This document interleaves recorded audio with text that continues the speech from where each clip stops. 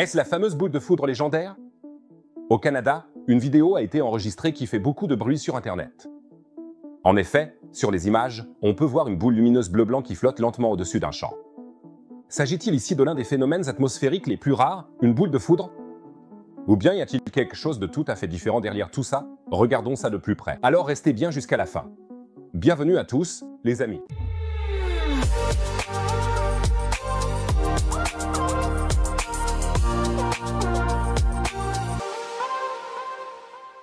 Aujourd'hui, il s'agit du foudre en boule, et je ne parle pas de moi après le buffet au Liukini, mais bien de l'une des plus grandes énigmes de la météorologie. D'ailleurs, si vous voulez toujours être informé immédiatement sur de tels phénomènes fascinants, des manifestations météorologiques spectaculaires et des découvertes scientifiques incroyables, abonnez-vous dès maintenant, car sur cette chaîne, je vous tiens toujours au courant de tous ces sujets passionnants. S'abonner ne coûte rien du tout, vous ne manquerez plus jamais une vidéo et vous m'aidez par la même occasion. Et ceux qui sont déjà abonnés peuvent soutenir cette vidéo en laissant un pouce bleu. Peut-être qu'on atteindra les 5000 likes, et alors YouTube la montrera à encore plus de monde. Mais passons maintenant à cette vidéo mystérieuse venue du Canada. Ed et Melinda Pardee, qui habitent en Alberta, cherchèrent des nuages en entonnoir après un gros orage dans leur coin. Mais ce qu'ils ont capturé avec leur caméra était complètement différent et bien plus spectaculaire. Derrière leur propriété, une boule lumineuse bleue et blanche est apparue, flottant à environ 7 mètres au-dessus du sol. Ed raconte l'expérience comme ça. Après que l'éclair ait disparu, la boule de lumière est devenue plus grosse et plus brillante, vraiment très brillante. Je me suis dit qu'elle allait sûrement disparaître, mais ce n'était pas le cas. Pendant environ 20 secondes, cette mystérieuse lueur s'est déplacée au-dessus du champ avant de disparaître tout simplement. Et si l'on exclut l'hypothèse que des extraterrestres se sont égarés au Canada avec leur ovni lumineux, cela nous amène à l'une des questions les plus fascinantes et en même temps les plus énigmatiques de la météorologie. C'est quoi les balles de foudre? Dites-moi dans les commentaires si vous avez déjà vu quelque chose de similaire, car beaucoup de gens disent avoir déjà vu une boule de foudre. Mais ce phénomène reste encore relativement méconnu scientifiquement. Les balles de feu font partie des phénomènes naturels les plus mystérieux qui soient. Pendant des siècles, les rapports faisant état de boules lumineuses apparaissant pendant les orages ont été accueillis avec beaucoup de scepticisme par la communauté scientifique. Ce n'est pas étonnant, car ces phénomènes sont si rares et imprévisibles qu'ils sont à peine étudiables. Dès le XIIe siècle, un abbé a décrit comment une sorte de globe enflammé s'est précipité dans la rivière. Le prochain rapport documenté s'est ensuite fait attendre près de 450 ans. Cela montre à quel point ces phénomènes sont extrêmement rares. Ce n'est qu'au cours des dernières décennies que la science a commencé à prendre au sérieux les balles de feu. Le professeur Jill Jasper, qui étudie l'histoire du phénomène des balles de feu, explique « Pendant longtemps, les boules de foudre ont été considérées avec scepticisme, même si elles sont aujourd'hui généralement acceptées comme un phénomène réel, avec des milliers d'observations signalées, il n'existe toujours pas d'explication scientifique reconnue pour leur formation. » Mais en 2012, des chercheurs chinois ont réalisé une véritable percée.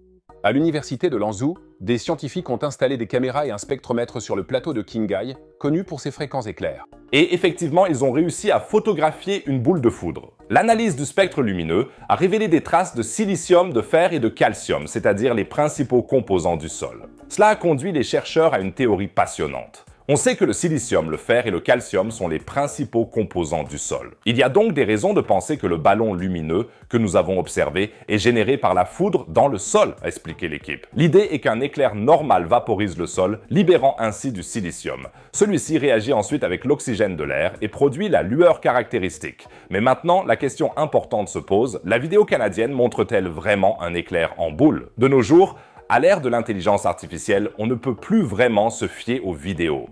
Tout ce qu'on voit sur Internet est réel, Monsieur Astroteam. Mais la vidéo du Canada n'a pas été démasquée comme un faux.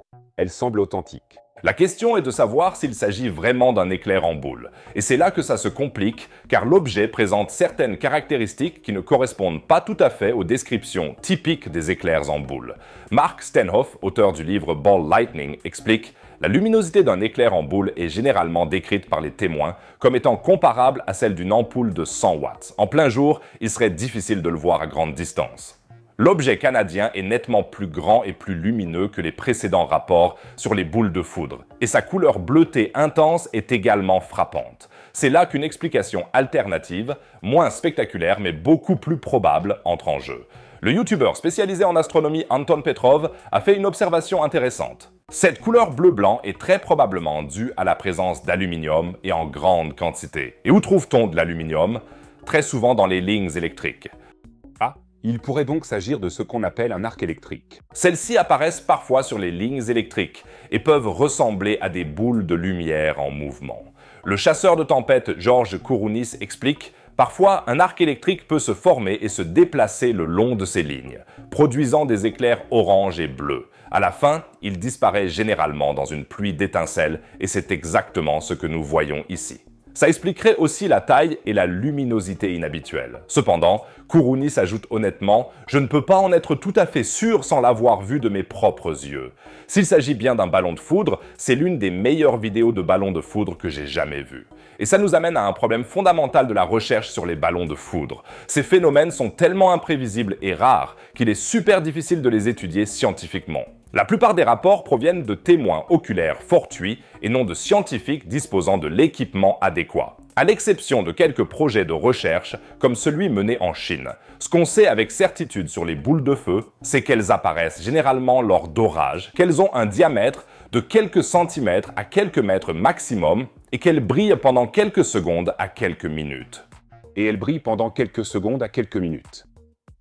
Certains témoignages rapportent qu'elles explosent à la fin et laissent une odeur de soufre. Leur couleur peut varier du rouge à l'orange en passant par le bleu. Qu'est-ce qui rend ce phénomène si fascinant? C'est peut-être justement cette incertitude. À une époque où on comprend tant de choses sur notre univers, des trous noirs à la physique quantique, il existe encore des phénomènes naturels à notre porte qui nous laissent perplexes. Que la vidéo canadienne montre un véritable ballon de foudre ou un arc électrique, c'est toujours fascinant. Ça nous montre que la nature nous réserve encore des surprises et que c'est parfois dans les moments du quotidien qu'on découvre quelque chose d'extraordinaire.